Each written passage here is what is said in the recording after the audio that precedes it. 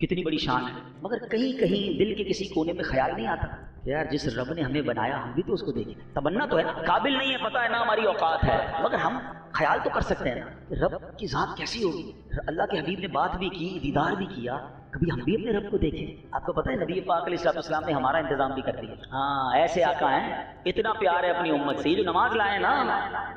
پتہ ہے نماز کے بارے میں نبی پاک نے کیا فرمایا؟ خود کہاں گئے تھے معراج کو، آ کر نماز لائے، فرمایا نماز مومن کی معراج ہے۔ اچھا ہم کہیں گے یار معراج تو ہے مگر دیدار کہاں ہے؟ نماز معراج تو فرمائی مگر اللہ کا دیدار کہاں ہے؟ اب حدیثیں پڑھو، نماز کی فضائل میں لکھا ہے کہ جو بندہ پابندی سے نماز پڑھے گا قیامت کے دن اسے اللہ کا دیدار کروایا جائے گا۔ ہائے ہائے، دیدار کرنا ہے نا رب کا، پیارے آقا نے معراج کی رات کیا، اگر آپ کو بھی کرنا ہے مجھے بھی کرنا ہے تو فارمولہ یہ ہے کہ نماز کو پکڑ لینا ہے، نماز نہیں چھوڑنی، یہ ہماری معراج ہے، اور انشاءاللہ اس نماز کی برکت سے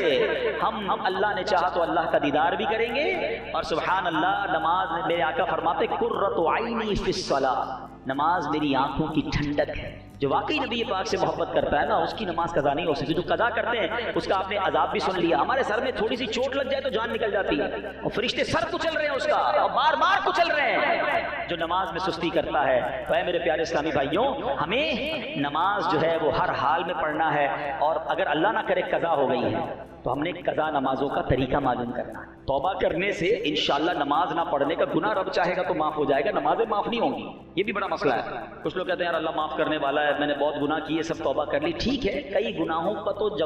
جو ازالہ ہے یا اس کا یوں سمجھے کہ اس کے جو نتیجہ ہے وہ توبہ کرنے سے اللہ کی رحمت سے امید ہے معاف ہو جائے گا، لیکن کچھ گناہ وہ ہیں، کچھ فرض وہ ہیں جو ادا کرنے ہوں گے، جس میں نماز بھی ہے۔ اگر کسی نے نماز چھوڑی ہے نا پیچھے تو اس کو حساب کر کے اس کی قضا کرنی ہوگی۔ اس کا پورا ایک پروسیجر ہے، پورا طریقہ ہے کہ سنتیں نہیں پڑھنی ہے، نوافل نہیں پڑھنے، آسانی کر دی گئی ہمارے لیے، فرض پڑھ لیں، وتر پڑھ لیں، اس کی تفصیل ایک رسالہ بتا دیتا ہوں، مکتبۃ المدینہ دعوت اسلامی کا شعبہ ہے، اس کے پاس بہت ساری بکلیٹس ہوتی ہیں، قضا نمازوں کا طریقہ، یہ ایک رسالہ ہے بہت چھوٹا سا، وہ حاصل کر لیں یا dawatIslami.net پہ جا کے ڈاؤن لوڈ کر لیں، فری ڈاؤن لوڈ کر لیں، اس میں کیلکولیٹر بھی موجود ہے، آپ اپنی زندگی کے سال وغیرہ ڈالیں تو خود بنا دے گا حساب کہ آپ کی کتنی نمازیں قضا ہوئی۔ اچھا ایک بات،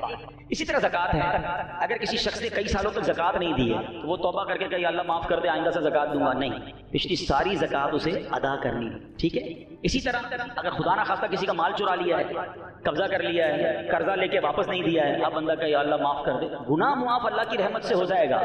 قرضہ معاف نہیں ہوگا، قرضہ دینا پڑے گا، اسے معافی مانگنی پڑے گی۔ تو گناہ کچھ ایسے ہیں معاذ اللہ، جیسے کوئی جھوٹ بولتا ہے، بد نگاہی کرتا ہے، وہ توبہ کرے اور اللہ معاف کرنے والا ہے، معاف کر دے تو ڈیلیٹ ہو جائیں گے، لیکن جو ایسے کام ہیں جس کی ریپلیکیشن ہے، جو حقوق العباد سے جس کا تعلق ہے، وہاں جا کر آپ کو واپس کرنے ہوں گے، اس کا حل نکالنا ہوگا۔ تو نماز ان میں سے ایک ایسا فرض ہے کہ توبہ بھی کریں، آئندہ کوئی نماز قضا نہ ہو اس کا بھی نظام بنائیں، اور اگر پچھلی قضا ہو گئی ہیں تو اس کا اہتمام کریں، اللہ کی رحمت سے امید ہے۔ ہاں یہ الگ بات ہے کوئی سوچے یار میری 40 سال کی 30 سال کی نمازیں نہیں ہیں، اب کیسے پڑھوں گا، زندگی تھوڑی رہ گئی، میرا رب بڑا کریم ہے، آپ پڑھنا شروع کر دیں، اور بندہ اس دوران اگر چلا بھی جائے نا دنیا سے تو اللہ کی رحمت سے امید ہے اچھے راستے پر چل پڑا تھا، رب انشاءاللہ اس پر بھی کرم فرما دے، مگر کرنے والے تو بنے نا، انٹینشن تو کریں کہ بھئی اب میں قضا بھی کروں گا اور اگلی انشاءاللہ ادا بھی کروں گا۔ تو الحمدللہ عز و جل ایسی پیاری باتیں دعوت اسلامی کے پیارے ماحول میں سکھائی جاتی ہیں، ہمیں نماز کی پابندی کا درس دیا جاتا ہے، عشق رسول کا درس دیا جاتا ہے، اللہ رسول سے جڑنے کا درس دیا جاتا ہے، تو اس مدنی ماحول سے وابستہ رہیں۔